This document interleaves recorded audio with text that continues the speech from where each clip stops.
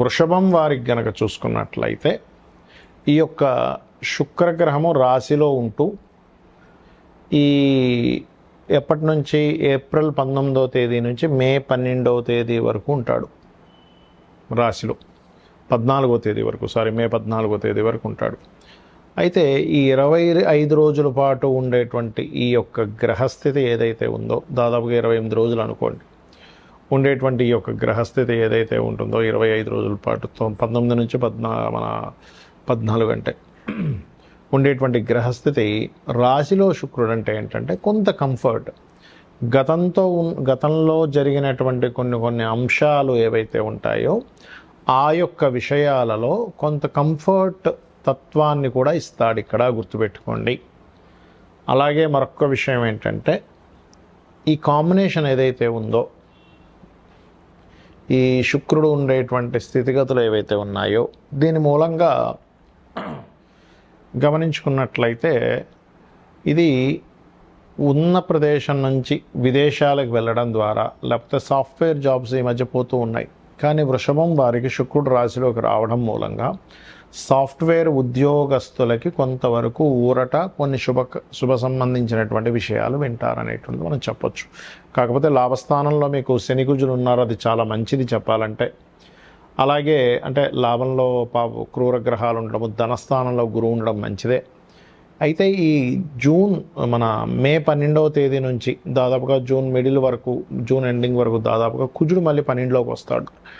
So ఈ శుక్రకుజులు తన own హౌజెస్లోకి వెళ్తున్నందుకు ఏంటంటే 12లోకి వచ్చినప్పుడు ఉష్ణ సంబంధించినటువంటి విషయాల్లో ప్రకృతిలో కూడా ఎక్కువ మార్పులు వస్తూ ఉంటాయి. అంటే ఏంటి, బాగా హీట్ పెరగడం, మే నుంచే పెరిగిపోద్ది చూడండి, అసలు ఇప్పటి నుంచే పెరిగింది, ఇంకా పెరుగుతుంది, ఇంకా విపరీతం. అసలు ఎప్పుడూ చూడనటువంటి ఎండని మనం చూస్తాము, ఎప్పుడు చూడనటువంటి వర్షాన్ని మనం చూస్తాం, గుర్తుపెట్టుకోండి. ఎప్పుడు చూడము బాబా ఇంత ఎండ, అసలు ఎప్పుడు రికార్డు 100 సంవత్సరాలు ఎప్పుడూ రానంత ఎండ చూసామండి, 100 సంవత్సరాలు ఎప్పుడూ చూడనంత వర్షం చూసామండి అనేది కూడా చూస్తాం మనం చెప్పాలంటే. అయితే కాకపోతే మీకు ఏంటంటే రాశిలో శుక్రుడు కొంత కంఫర్ట్ రిలేటెడ్ సంబంధించినటువంటి విషయాలను ఇస్తాడు. అదేవిధంగా కొంతవరకు ఇన్సూరెన్సెస్ మూలంగా కొంతవరకు కలిసి రావడము, మరియు అదేవిధంగా గమనించుకున్నట్లయితే ఇక్కడ మీ యొక్క సంతానాన్ని కుజుడు ఎప్పుడైతే 12వ స్థానంలోకి వస్తున్నాడో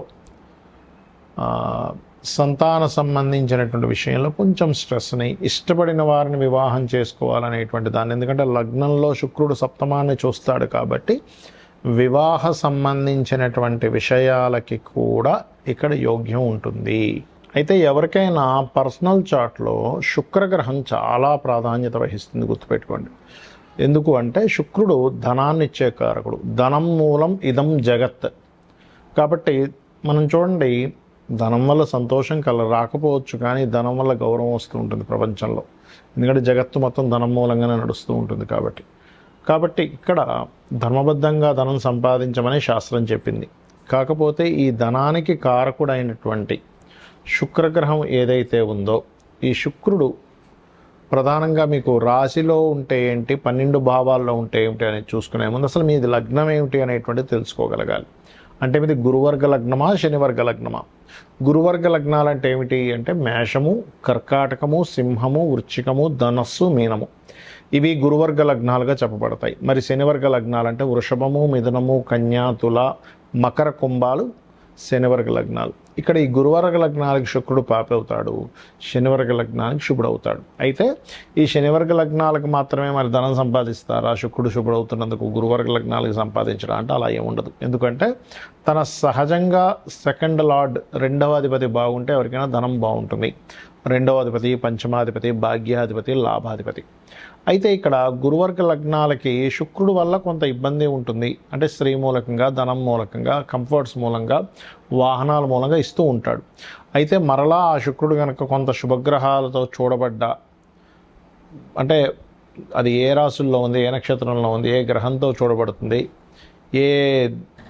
ఏ యొక్క రాశిలో ఉంటూ ఇంకో గ్రహం, ఏ రాశిలో ఉండే గ్రహంతో చూడబడుతుంది అనే దాన్ని బట్టి అది శుభుడైనా పాపైనా సరే ఆ యొక్క తత్వాలు మారిపోతూ ఉంటాయి, గుర్తుపెట్టుకోండి. అయితే ఇక్కడ మీరు అర్థం చేసుకోవాల్సిన అంశం, మీకు ఉదాహరణకి లగ్నంలో శుక్రుడు ఉన్నాడు అనుకోండి, ఎవరికైనా అది గురువర్గ లగ్నం అయితేనేమో కొన్ని ఎక్కువ అధిక కంఫర్ట్స్ వల్ల వాళ్ళ దేహం పాడవుతూ ఉంటుంది. అదే కనుక శుక్రుడు మంచివాడు అనుకోండి, మీ లగ్నానికి లగ్జరీ లైఫ్ ఖచ్చితంగా అనుభవిస్తాడు. ఇక్కడ ఏమవుతుంది, లగ్జరీ వల్ల పాడవడము ఉంటుంది, అంటే ఎప్పుడు సుఖంగా నిద్రపోతూ ఉన్నాడు, ఎప్పుడు కూర్చొనే ఉంటున్నాడు అనుకోండి, ప్రాబ్లం కదా. అలా కాకుండా కొంచెం ఎక్సర్సైజులు కూడా చేస్తూ ఉన్నప్పుడు ఆ దేహానికి మంచి చేస్తాడు శుక్రుడు కనుక శుభుడైతే. అయితే శుక్రుడు ఎప్పుడైనా సరే ధనస్థానంలో ఉన్నప్పుడు ఏంటంటే సహజంగా శుక్రుడు ధనస్థానంలో ఉన్నందుకు ధన సంబంధించినటువంటి విషయంలో బాగుంటుంది, అందులో ఎటువంటి సందేహం లేదు. కాకపోతే శుభుడైతే మరింత చక్కగా ధనయోగాన్ని పెంచుతూ ఉంటాడు. అయితే ఇక్కడ ఏ ఆధిపత్యం కలిగి ఉండి ఆ ధనస్థానంలో ఉన్నాడో వాటి మూలంగా, అంటే 4వ అధిపతి శుభత్వం వచ్చి 2లో ఉంటే క్రియేటివ్ మూలంగా, లేకపోతే రియల్ ఎస్టేట్ మూలంగా, కన్స్ట్రక్షన్స్ మూలంగా, వాహన సంబంధంగా మీకు ధనయోగాన్ని అనేటువంటిది ఇస్తాడు, గుర్తుపెట్టుకోండి.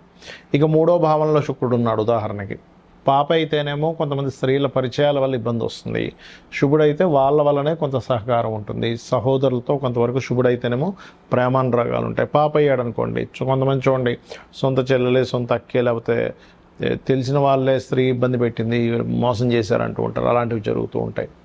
4వ భావంలో కనుక శుక్రుడు మీకు బాగుంటే ఖచ్చితంగా గృహయోగము, వాహన యోగం ఖచ్చితంగా ఉంటుందని చెప్పొచ్చు, అది శుభుడై బాగుంటే. పాడైతే వీళ్ళ పేర్ల మీద, అంటే శుక్రుడు కేతువు కలిసి ఉంటాడు, అలాంటప్పుడు వీళ్ళ యొక్క పేర్ల మీదే తీసుకోవడం వల్ల ఇబ్బంది వస్తుంది, ఇది ప్రధానంగా గుర్తుపెట్టుకోండి.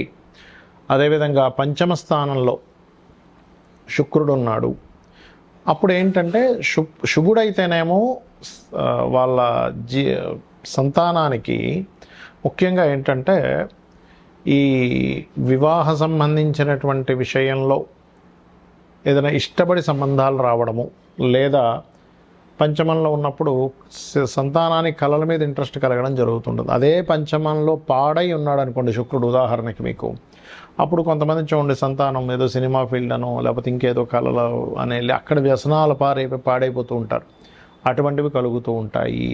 అది ఇక ఇక్కడ ఏంటంటే మీరు కాన్సెప్ట్ అర్థం చేసుకోవాల్సింది, శుక్రుడు శుభుడా పాప అయితే మరింత పాడైపోయి ఉన్నాడా, శుభుడైనా సరే శుభత్వాన్ని ఇచ్చే దాంట్లో లేకుండా ఎక్కువ పాడైపోయాడా, బాగున్నాడా అనేది ప్రధానంగా చూసుకోవాల్సిన అంశం.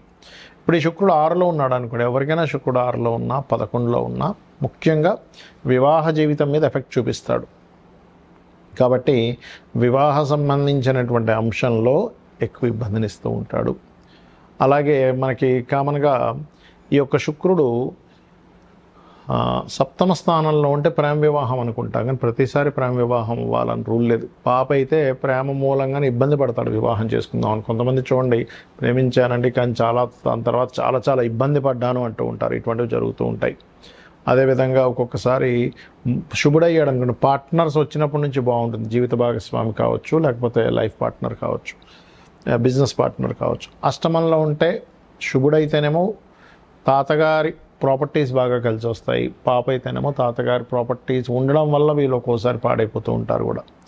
అలాగే యాక్సిడెంట్స్ కూడా ఎక్కువ అవుతూ ఉంటాయి ఒకవేళ పాప అయితే కనుక. అష్టమాధిపతి పాప చతుర్థంలో ఉన్నాడు అనుకోండి, అప్పుడు ప్రభావం ఎక్కువగా ఉంటూ ఉంటుంది. ఇక అదేవిధంగా గమనించుకున్నట్లయితే భాగ్యంలో ఉంటే తండ్రికి కళా సంబంధించినటువంటి భాగ్యం, అంటే ఇప్పుడు హైయర్ ఎడ్యుకేషన్లో మంచి ఫలితాలు ఇస్తాడు బాగుంటే. పాడైతే తండ్రి వ్యసనాలు పాడవడం కూడా జరుగుతూ ఉంటుంది. దశమంలో శుక్రుడు ఉంటే బ్యాంకింగు, ఫ్యాషన్ రిలేటెడ్ రంగాల్లో ఉద్యోగాలు. పాడైనట్లయితే ఆ ఫ్యాషన్ రంగాలకు వెళ్ళడం ద్వారానే ఇబ్బంది వస్తూ ఉంటుంది, బ్యాంకింగ్లోనే తిరుగుతూ ఉంటాడు కానీ జాబ్ రాదు. ఇక్కడ ఏంటంటే మీరు దేంట్లో ఎక్కువగా తిరుగుతూ మీ సమయాన్ని వృధా చేసుకుంటున్నారు అనేటువంటి విషయాన్ని కూడా గ్రహం చెప్తుంది, గుర్తుపెట్టుకోండి. అలాగే లాభస్థాన శుక్రుడు ఇందాక మనం చెప్పుకున్నాం, వివాహ జీవితం, వివాహ సంబంధించిన విషయాలకు మంచిది కాదు అని. అలాగే మరొక విషయం ఏంటంటే 12వ స్థాన శుక్రుడు సుఖాన్ని ఇస్తాడు, అంటే కంఫర్ట్ లైఫ్ని ఇస్తాడు. కాబట్టి శుక్రుడు ఎప్పుడు కూడా 11 కంటే 12 చక్కటి ఫలితాలు ఇస్తుంది. ఇక ఈ యొక్క విషయంలో శుక్రుడు కనుక పాడైనట్లయితే ఎవరైనా సరే అమ్మవారి ఆరాధన చేయడము, లలితా సహస్రనామాల యొక్క శ్రవణము పఠనము చేయడం కనుక చేసినట్లయితే అన్ని విధాలా బాగుంటుంది. శ్రీమాత్రే నమః.